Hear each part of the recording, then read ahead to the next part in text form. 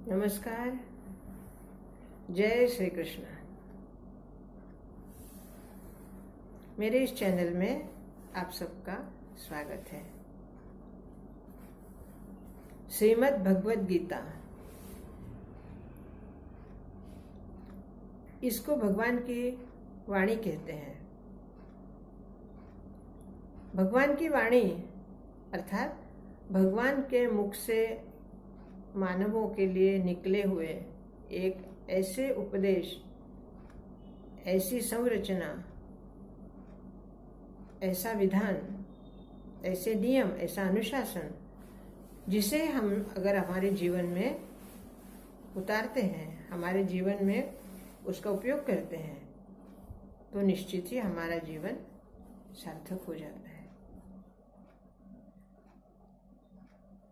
भगवद गीता के बारे में श्लोक शुरू करने के पहले मेरे मन में एक विचार आया और उस विचार को मैं आपके समक्ष रख रही हूँ। भगवान ने अपनी इस वाणी को द्वापर युग के अंत में ही क्यों कहा? ऐसे प्रश्न मेरे दिमाग में आए कि भगवान को अगर ये वाणी के माध्यम से हम मानवों को एक संदेश देना ही था, तो उन्होंने सतयुग में क्यों नहीं दिया, या त्रेता युग में क्यों नहीं दिया, या फिर द्वापर युग के शुरू में ही क्यों नहीं दिया? द्वापर युग के समाप्त होने के समय, जबकि भगवान कृष्ण का अवतार द्वापर युग के अंत में हुआ है,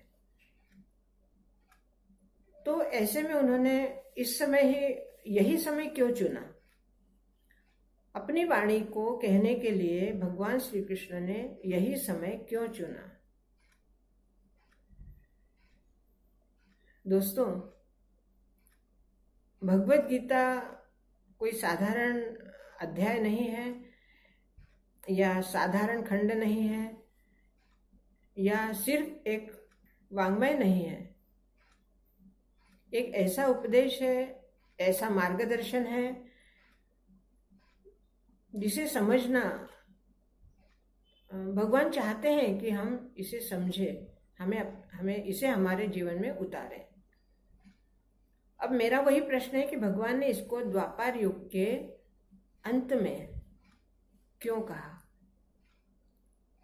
तो मुझे जो उत्तर मिला, वो उत्तर यह है कि आगे चलकर जो कलयुग आने वाला था, और कलयुग में जैसे कि कली की प्रधानता जिन बातों पर है, उन बातों से व्यक्ति धर्मभ्रष्ट हो सकता है, या विचलित हो सकता है, अनुशासनहीन हो सकता है।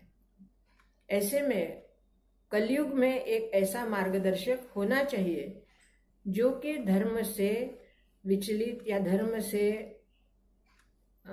हटने वाले लोगों के लिए, या धर्म की राह पर ही बनाए रखने के लिए मानव को वाणी की आवश्यकता रहेगी।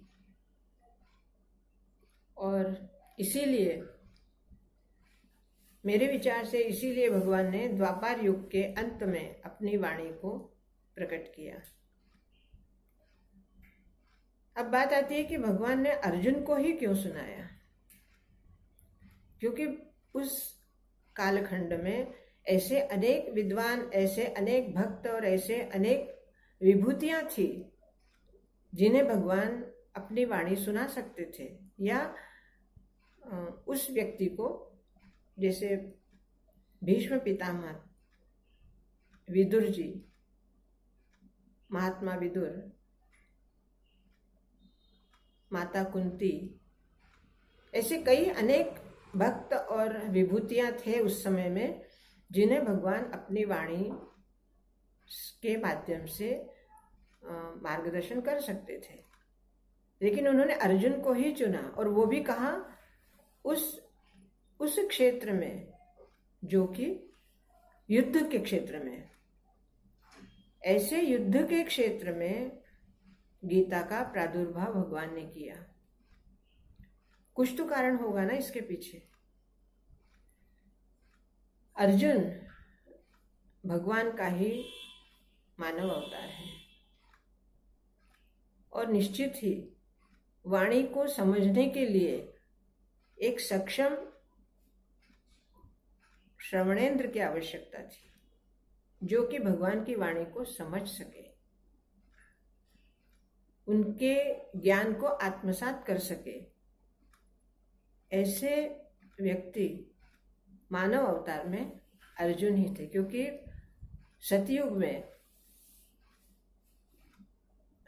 में जो नर नारायण का अवतार हुआ था, उस अवतार में जो नर का अवतार जिन्होंने लिया था वही द्वापर युग के अर्जुन है, इसलिए उन्होंने अर्जुन को चुना। फिर अर्जुन के साथ दो और लोगों ने भी उसी समय इस गीता की वाणी को सुना। वो है संजय, और संजय के माध्यम से धृतराष्ट्र। अब प्रश्न ये आता है कि संजय एक सारथी होते हुए भी भगवान ने उसको अपनी वाणी सुनने का अधिकार दिया, और धृतराष्ट्र जिनके बारे में कहा गया है कि वो अपने पुत्र मोह की वजह से कभी कोई ठीक से न्याय नहीं कर पाते थे, ऐसे व्यक्ति को भी भगवान श्री कृष्ण ने संजय के माध्यम से गीता का ज्ञान कराया। तो इसमें मुझे जो स्पष्टीकरण मिला या मैंने अपने अध्ययन से जो पाया, वो मुझे ये पता लगा या मुझे ऐसा लग रहा है, हो सकता है मैं गलत हूं, लेकिन मेरे विचार मैं आपके सामने रख रही हूं कि धृतराष्ट्र उनके बाह्य चक्षु अर्थात आंखें, नेत्र ज्योतहीन थे, लेकिन उनके साथ साथ उनके अंतःचक्षु भी कहीं ना कहीं अंधेरे में थे, और उनके अंतःचक्षु खोलने के लिए भगवान ने उनको ये ज्ञान का अवसर दिया। और संजय जो कि सारथी थे, सारथी अर्थात जो हमारे रथ को या हमारे गाड़ी को आगे ले चले या सही मार्ग पर ले चले। तो सारथी ऐसा व्यक्ति होता है जो हमें, क्योंकि हमारे जीवन की डोर उसके हाथ में होती है, वो कहाँ ले जाएगा, कैसे ले जाएगा, कितना संभाल के वो हमें ले जा सकता है। सारथी की भूमिका बहुत ही महत्वपूर्ण भूमिका होती है, और संजय ने यही महत्वपूर्ण भूमिका निभाई थी।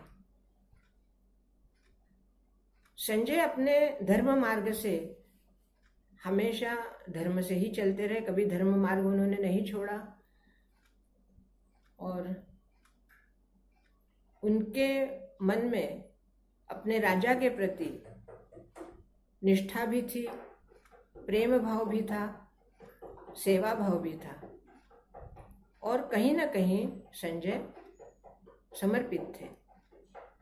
इसलिए भगवान ने संजय को गीता सुनने का अवसर प्रदान किया, और धृतराष्ट्र को संजय के माध्यम से सुनाई, और अर्जुन को प्रत्यक्ष रूप से सुनाई। अब ये गीता का जो महात्मा है, उसके बारे में हम बात करें अगर, तो गीता सिर्फ एक वाङ्मय नहीं है। गीता का महात्म्य क्या है? जैसे गीता का एक श्लोक का एक अक्षर या कोई भी अगर आप उसका अध्ययन करते हैं, तो आपको कहीं ना कहीं लगता है कि ये हमारे ही जीवन से निगड़ित है। इसका महात्म्य ही यह है कि इसका प्रत्येक श्लोक कहीं ना कहीं हमसे जुड़ा हुआ है, जबकि ये सर्वसाधारण मानव के लिए भगवान ने बात कही है, लेकिन जब भी हम किसी श्लोक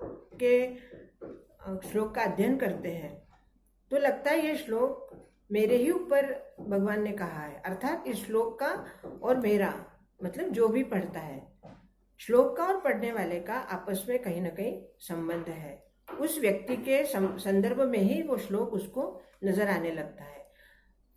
उसका ये चमत्कार कहिए या वाणी का प्रभाव कहिए। इस तरह गीता आपके लिए एक मार्गदर्शक है। मैंने अपने जीवन में कई बार इस बात का अनुभव लिया है कि जब भी कोई ऐसा प्रश्न या ऐसी समस्या मेरे सामने प्रस्तुत हुई थी या होती है, तो मैं गीता के माध्यम से मेरी समस्या का समाधान मुझे मिल जाता है।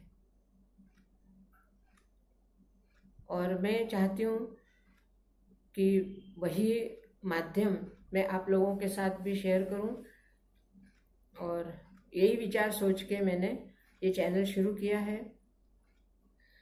आज सोचा था कि आज पहले श्लोक का शुरुआत होगी, लेकिन आज इसी में समय पूरा हो गया है। हम कल पहले श्लोक को लेंगे। धर्म क्षेत्रे कुरुक्षेत्रे। हमारे इस जीवन को धर्म क्षेत्र और कुरुक्षेत्र के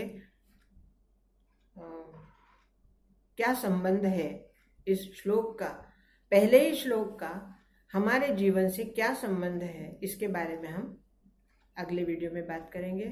आज के लिए इतना ही। मेरे चैनल को सब्सक्राइब कीजिए, लाइक कीजिए, शेयर कीजिए और अपने कमेंट्स अवश्य लिखिए। बहुत बहुत धन्यवाद। जय श्री कृष्ण।